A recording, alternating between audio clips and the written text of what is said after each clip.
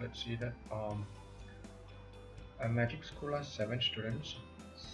7 out of 7, 3 of them are magicians. So 3 of them are magicians, and out of 7, 3 are scientists, and one guy, he is both magician and scientist. So let's see how we will solve this problem. We need an expert committee of 3. So for that I take 3 from the magician and 1 from the scientist. So that 3C2 into 3C1 is the first number of combinations. And second, I take 2 from the magicians, 1 from the magician and 2 from the scientist. So in this way also I got 3-member committee, which will give 9 combination in both cases. Then I have 6, both combined 3 magicians and 3 scientists and the one guy. So from this I am getting 6C2 into 1C1, means I am making a 3-member committee which has 15 combinations, 6C2 into 1C1. So total number of combinations are 15 plus 9 plus 9, which is equal to 33.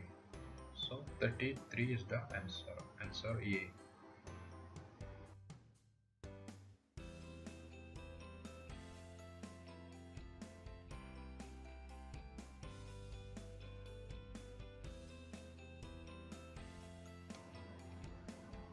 Let's see how we will solve this problem. In an election there are 5 candidates and 3 members are to be elected.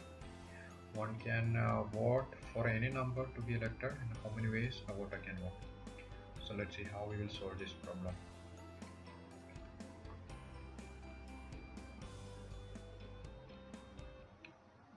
So I might suggest that before going into the solution, you can try yourself. So first of all, I am taking, there are 5 candidates, C1, C2, C3, C4 and C5. There are 5 candidates, and out of this, one can vote for 5 candidates, means for 3 members only. Okay, so for that, among the 5 members I am choosing 1, that is first possibility, or otherwise I can vote for 2, or otherwise I can vote for 3. So this is an OR type of question. So 5C1 or 5C2 or 5C3, means 5C1 plus 5C2 plus 5C3. That is the total number of possibilities. So 5C3 will give 5 into 4 into 1 into 2. So total number of possibilities are 5 plus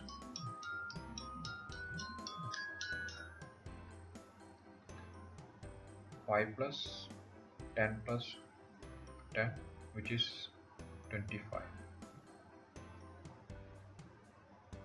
First is answer 25.